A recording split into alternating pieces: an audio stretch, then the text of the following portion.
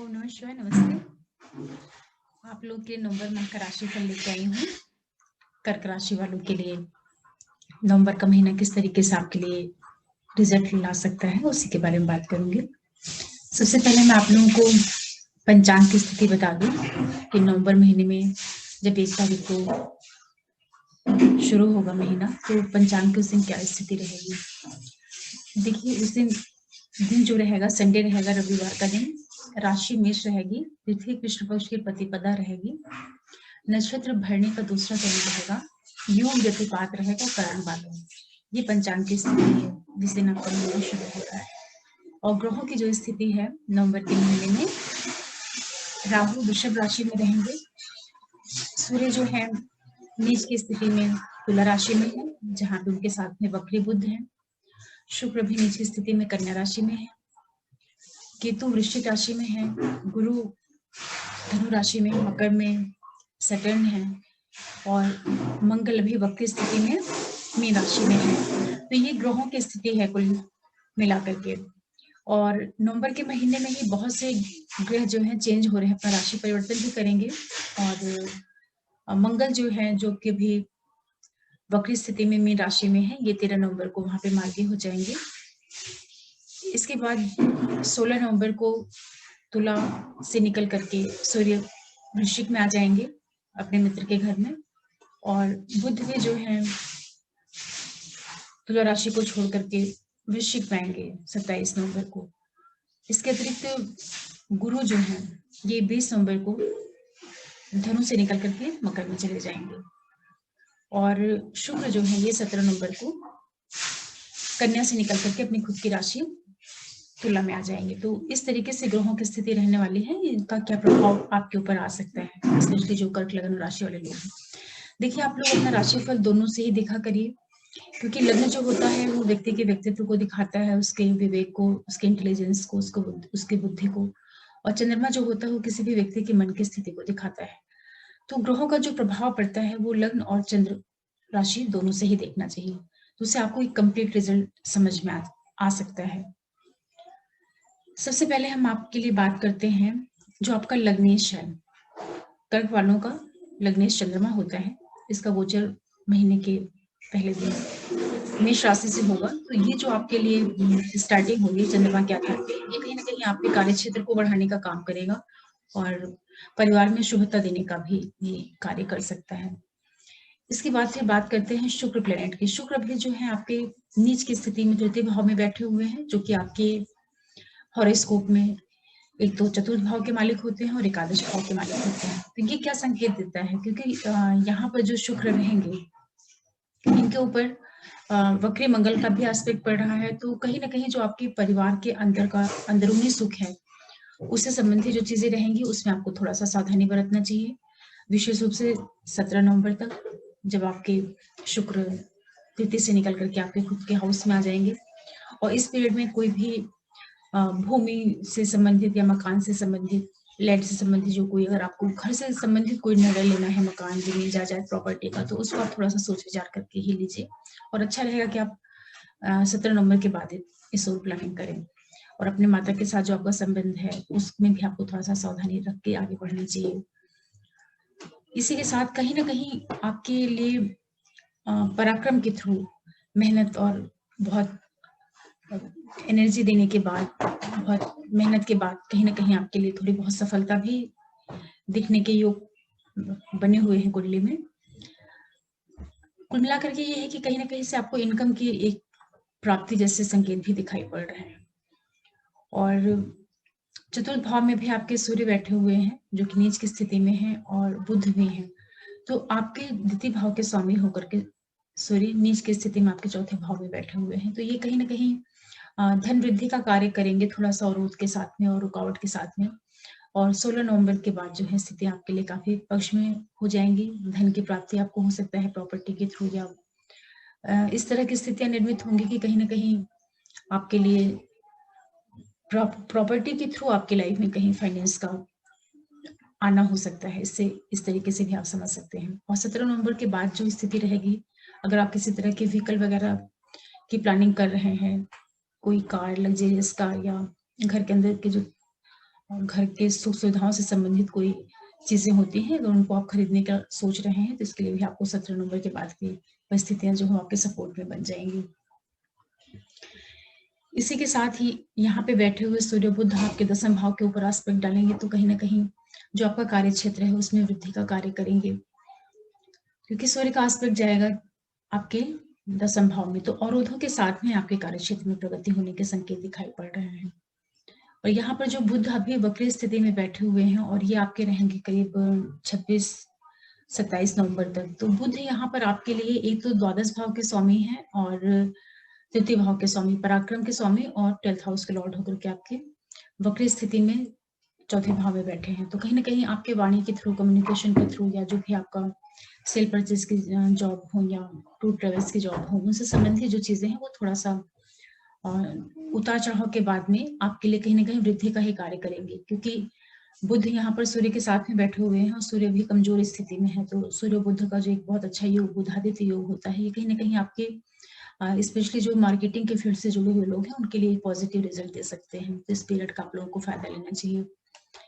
इसके बाद फिर गुरु की बात करते हैं, तो गुरु आपकी अभी धनु राशि में ही बैठे हुए हैं और छठे भाव में बैठे हैं। तो यहाँ बैठ करके अपने आपका जो प्रोफेशन है, कर्म क्षेत्र है, उसको ये वृद्धि देने का काम करेंगे। कहीं ना कहीं विदेश से संबंधित जो चीजें हैं, कोई एजुकेशन से संबंधित या किसी तरह के जो ट्रेवल वगैरह है उनसे संबंधित चीजें जो है वो आपको आपके फेवर में जा सकती हैं।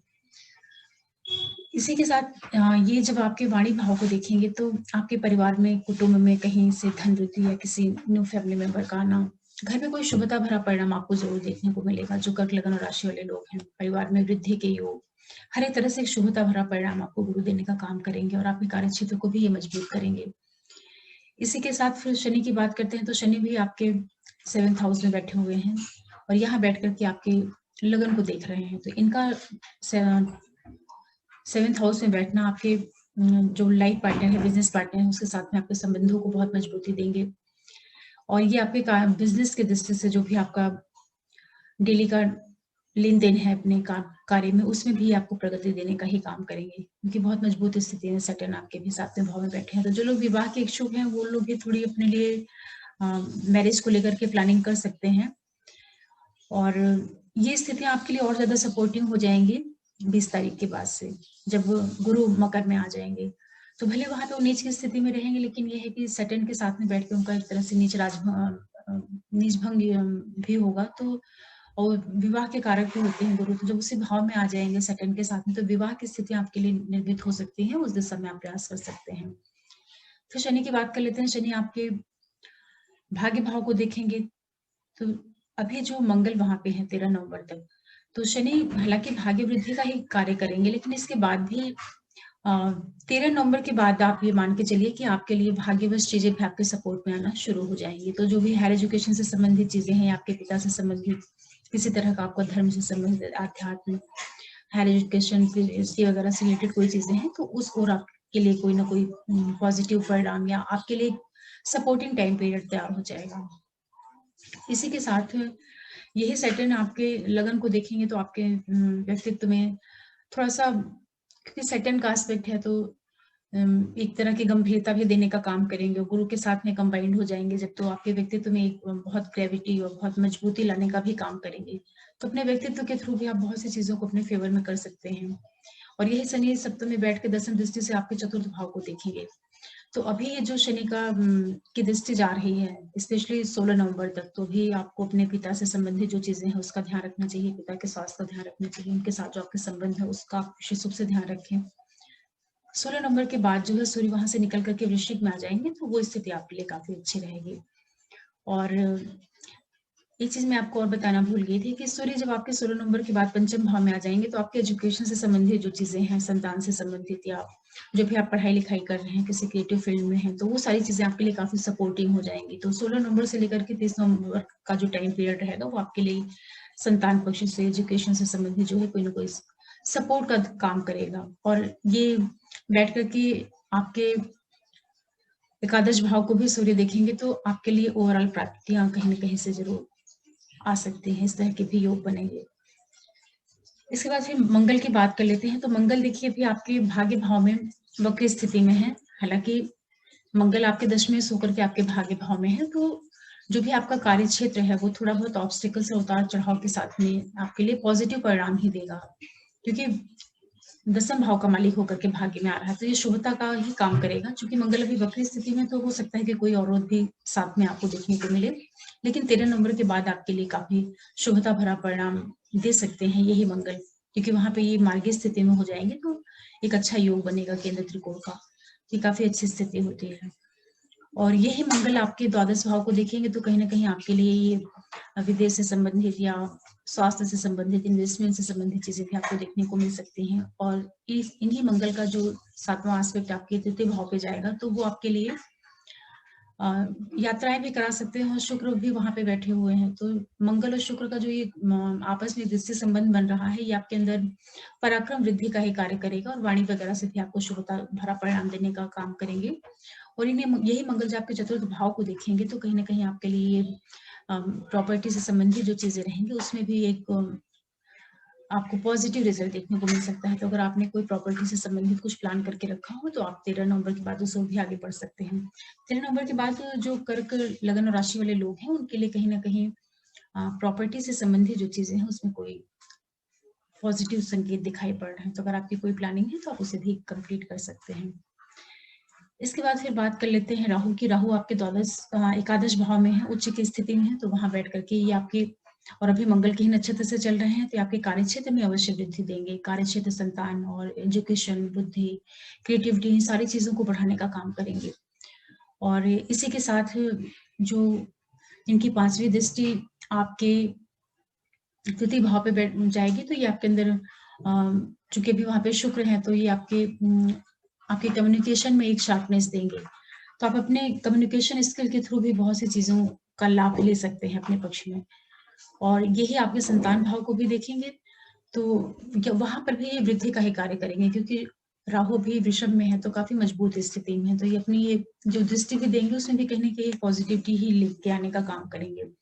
और ये राहु आपके 7th हाउस को भी देखेंगे, तो शनि के ऊपर एस्पेक्ट रहेगा, शनि और राहु का।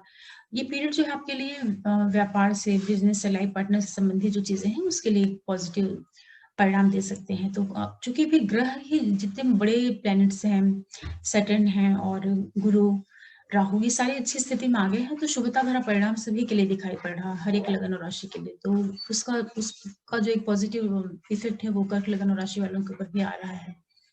तो ये है कि आप मान के चलो कि 13-14 नवंबर के बाद से जो स्थितियां हैं वो काफी सपोर्टिंग बन जाएंगी। तो इस गोचर का आप लोगों को फायदा लेना चाहिए, स्पेशली अपनी प्रॉपर्टी से संबंधित चीजें, कार्य क्षेत्र के लिए, और किसी भी तरह का अगर आप मैरिज के लिए प्लान कर रहे हैं, मैरिज के लिए ये टाइम आपका बहुत आपको सपोर्ट दे सकता है। तो जो भी लोग विवाह के लिए इच्छुक हैं उनको अपने डिसीजन को फाइनल करना चाहिए।